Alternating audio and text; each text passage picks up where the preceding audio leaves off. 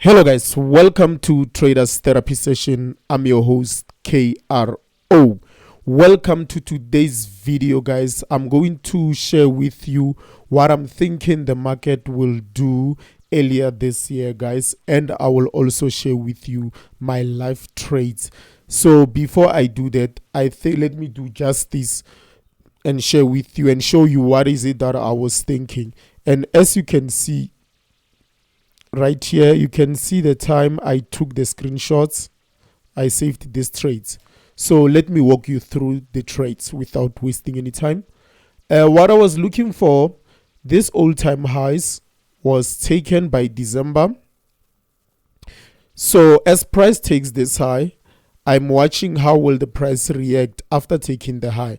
And remember now, I do not have a fair value gap higher that I can reference my price to where it can turn. So what I did is that, as you can look at this high and this low right here, taking my fib from this low to this high so I can get my fib extensions, my standard deviations. So looking at that, I see that the price is at negative 1%. And then there I have my negative 1.5. So what is it that I know about negative 1% is that price can retest from there. Guys, follow. I'm just collecting certain things to give me my bias. So the price can turn, check. So or price can go into this area since it took this high. Looking at this now, we just took an internal liquidity. After that, what happened? Focus here guys. We have 1 2 3. My little eye here, I just don't wanna clutter the charts. 1 2 3 candles. This is an order block. Look at here guys, we have a fair value gap. So if price can go down, this will be the reason for price to come down. This will be the draw on liquidity. So but even if I have that with me, I will wait for price to break the low and close below for me to say the price is bearish, but the price is still bullish. So I will just have to focus on that closest hanging fruits right there. So let's focus here and let's go to the lowest time frame, of which it will be a weekly time frame from here. Please pay your attention here. We are going to expand and zoom into these candles. On a weekly time frame, we have our all-time highs taken out, plus we have our standard deviation right there. The price is at our standard deviation. We cannot just take this and say the price will turn low. We still need other things, or we cannot just say the price is going high. So what happens is that we just took out, okay, this is a previous week low and a previous week high, mean to say, and a previous month high, a previous year high. So I'm anticipating a swing high here. You will see as we go to the lower time frame what will be my reasons if the price will go down. I have a little bit of a fair value gap and a fair value gap right there. So we have an internal liquidity taken out right there guys. Then after, this is that level that I said, this is that level guys that I said I want to see price closing here in order for me to change the narrative and say the price is moving low, and the price by then to see a displacement. This will be a model on a higher time frame though. So look at this. Let's go to the daily time frame and see if we can get something around this that can tell us the market is going down, or should we wait for market to go back up. As we go to the daily, your eye catches up with this thing guys. Please forgive my gap. This is no trading range. This gap should start here. I just treated this candle like a bearish candle, only to find out the open it's here, not here. This is the close. So this gap starts here and here. So automatically this is a magnetic area for me. This might be a draw on liquidity, but it's long term. We still have things to deal with before we can even reach this level guys. So what is it that we have? We have that swing high that I was anticipating. 1 2 3 candles. This is a swing high because you see this candle's high, this candle, the next candle's high is higher than this candle, and the next candle's high is lower than this candle. I mean to say 1 2 3 candles, they create a swing high. So I have a order block right here. I have what I call a propulsion block because it didn't reach the 50% of this candle right there. It missed with just less than one handle or one handle, something like that, but it didn't reach 50% right there. So what I want to see is that I opened my eye on this candle, and I opened my eye also on this candles right here. 1, 2, 3. I have a fair value gap right here. I want to see how will price react on this fair value gap, but you can see the close, previous day's close below. So it violated. This can be an invasion fair value gap or some sort, but I will still consult the lower time frames, I mean to say, but my buyers are still approving the sells. So if I go to 4-hour time frame, what do I see? First, that is the swing high. I came across this low right here. So if you can see, remember the consequent encouragement, 25%, 50%, 75%. So we have our 25% right there. The reaction, the market moved higher right there. My target could be 50% consequent encouragement of that before we get the reaction. So my question now is that we are on 4-hour time frame and I'm trading. Remember that I'm trading intraday trade or scalping. So I'm scalping. So I'm seeing whether the price can just push during London, then we can get a sell off, or we can just get a sell off right here. So let me consult a lower time frame, of which will be a 1-hour time frame. This one, guys, I like to treat it as my higher time frame as I trade per day. I just wanted to analyze market from that perspective so that I can know what are the higher time frame buyers. Then we have this H4 fair value gap plus the 1-hour fair value gap. If I overlap the fair value gaps right here, I will just have to clutter the chart. You just have to open your eye here. You have a fair value gap that is respected. First, what comes into mind? If we have a fair value gap, if we have a displacement and we have a fair value gap, price went into a fair value gap, plus it's on a premium level, then it means that the minimum target for this fair value gap should be this low, closest hanging fruit, isn't it? So we didn't have this one, so we might have this trade coming back into a fair value gap, moving down, or continuing moving further down to complete the trade of this fair value gap right here. So we go to 15 minutes time frame, guys. Remember, and plus that is that 100%, and you can see the reaction as it bounced off into that fair value gap. Look at that 100% right there. So now this type of candles should stand out to you. We have a reaction of a 50% consequent encouragement right there, and we have the low as we move lower right there.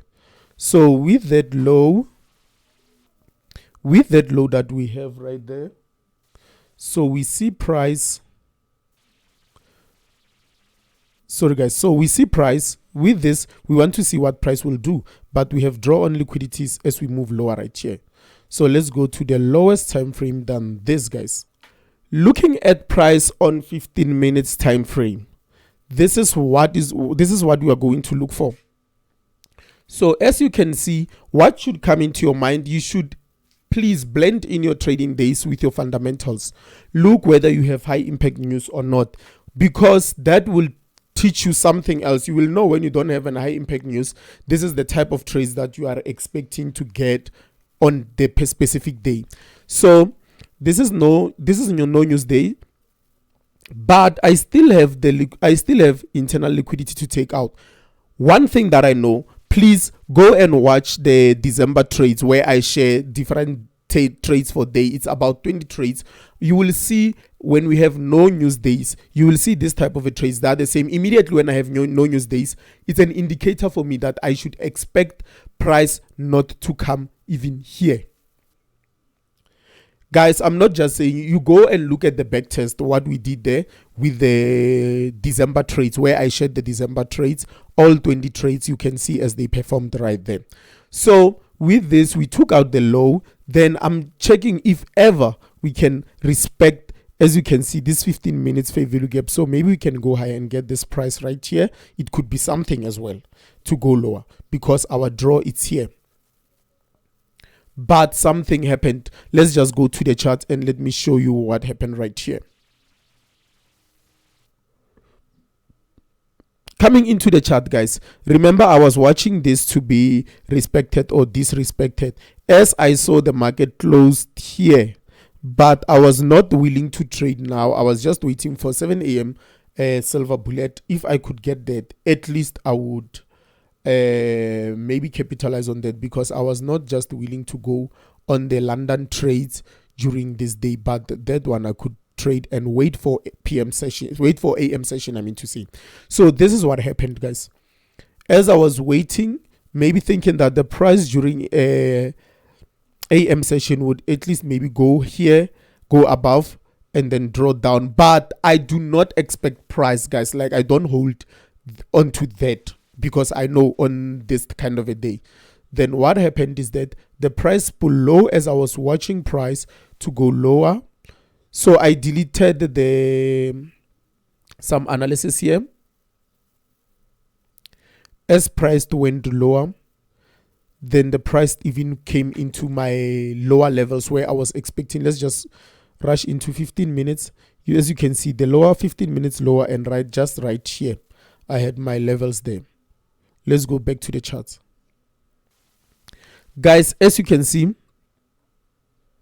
from the 15 minutes time frame, basically my TP was hit. So I was looking onto continuation trades.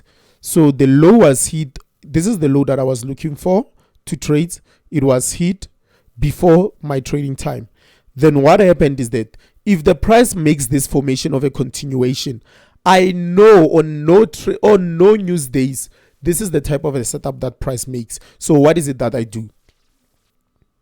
I did wait for the trading session to see a continuation. I waited for nothing except the continuation moving down, guys, so that maybe we could at least get into this area right there. But you will see where the discipline of the strategy comes in. You can see this drawdown. You can see this drawdown right here. You could have catched it here and have had a drawdown right there. So let's go to our time of trading. I just went into those time frames just to show you guys what is happening. What is it that I was watching? So silver bullet trade, you will see me on this type of a days. I focus mainly on silver bullets, and when I have my bias, it's even better, guys. From 10 to 11, I expect to find a trade.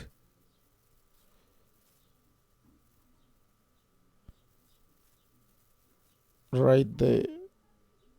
Right on that candle right there. I expect to find a trade. It is even better when it goes into my direction. Then during 10 o'clock, I have this fair value gap with this invasion fair value gap overlapping together. No, it's not on 5 minutes. On 5 minutes, I have this invasion fair value gap. I will explain. But I have what? I have price. I have this fair value gap right here, of which let's check the price went to it right there. Hence, it was a continuation trade for me. But as I saw the price building up this for me, it was an order block, the one that we used to trade this kind of a market during this day, guys. So let me delete this for you, so that we can see what we're talking about. As price moved, where is your closest hanging fruit? Your closest hanging fruit, if this is the fair value gap that we reacted, even if this was the fair value gap or this, whatever the fair value gap, the closest hanging fruit is the low of that candle. So you will see me trying to enter right here after capitalizing on this. But as it kept on respecting this fair value gap on lower time frame, let's just go into that. You can see this was 3 minutes on 1 minute time frame. That was 3 minutes time frame. Let's see on 1 minute time frame.